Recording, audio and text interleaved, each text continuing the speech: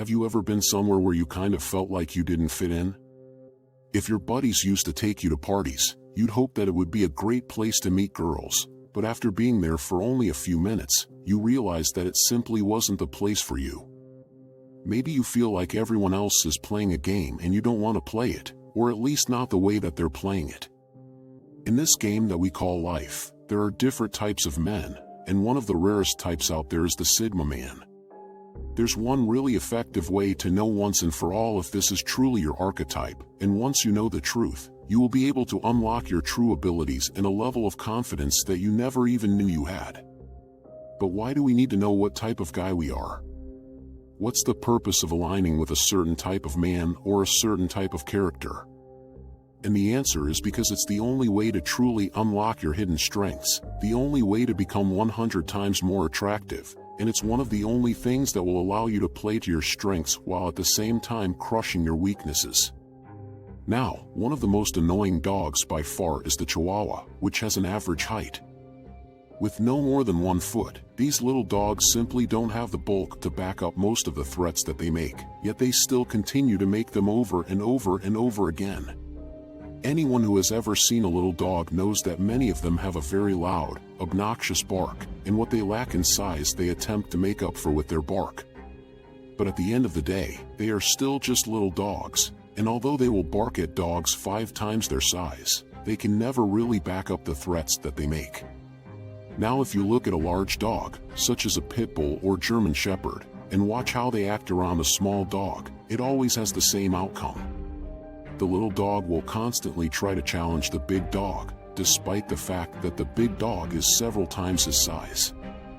And what ends up happening in pretty much every situation is that the big dog reacts with silence and patience rather than aggressive barking. And the reason for this is because the big dog knows that he could put the small dog out in seconds without much effort at all. And with this strength comes an incredible level of power and confidence. Oftentimes the big dog will allow the little dog to run through his routine of barking extra loud and acting like he is going to attack, and the little dog might even nip the legs of the big dog. But the big dog will always remain silent and patient because he knows that he does not have to prove himself.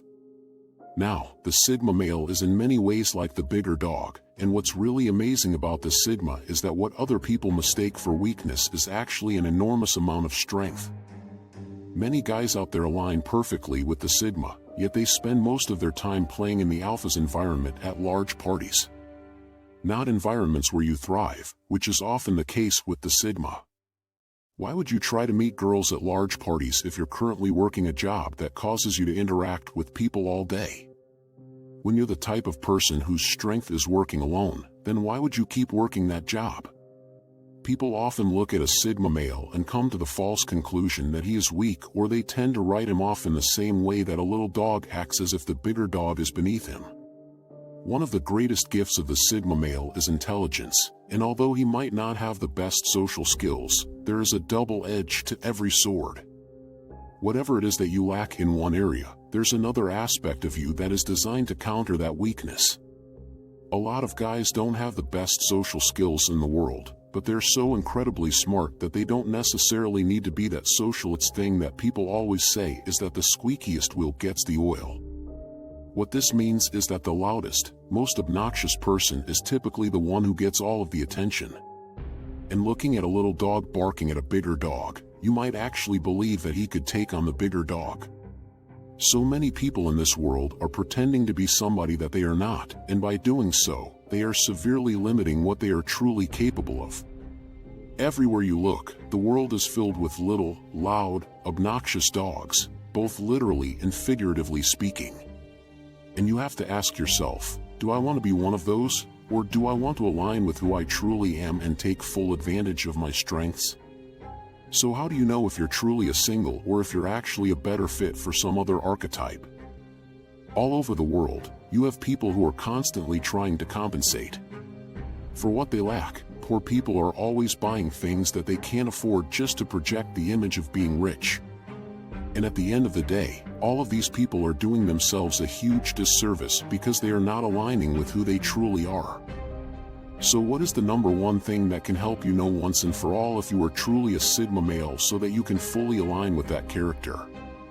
Or what is the one thing that this sigma male does that makes him different from everybody else? What you have to ask yourself is, are you a big dog, or are you a little dog who thinks that he needs to prove himself to everybody around him that he's a big dog? The number one thing that makes the sigma male different, and the thing that sets him apart from the alpha, the beta, the omega, and so on, is the absence of the need to prove himself. Men who are really good at fighting will rarely talk about how good at fighting they are, and if somebody challenges them, they will respond with silence and patience because they know that they are the bigger dog and that they don't need to prove themselves. All around the world, you have people doing the most ridiculous things for the sole purpose of proving themselves to other people. People buy expensive things to prove to everyone that they are rich. Or they walk, talk, and act like they're super tough just to prove to everybody that they are tough when in reality they're none of these things. But what if you stopped trying to prove yourself to everyone around you? What if you decided that the only person you needed to prove yourself to was yourself? If you're the type of guy who doesn't go to parties just to look cool, then you're probably a sigma male. If you're someone who doesn't always fit in very well with other groups of people and you could really care less about whether or not you fit in, then there's a good chance that once again you are a sigma male. The constant need to prove ourselves to other people can completely destroy our lives, and it's precisely what stops so many of us from achieving the things that we want to achieve in our lives. Whenever a girl doesn't like us, we just assume that it's because we didn't do enough to prove to her that we are a good catch. Whenever someone tries to fight us and we react in an aggressive, unstable way, it's because we think we need to prove to them that we are tough. Many of the biggest problems that we face in the world today are simply the result of one or more people trying to prove something to other people. That they are better, or that they are smarter, or that they are more powerful. At the end of the day, the only person a sigma male ever feels the need to prove himself to is himself.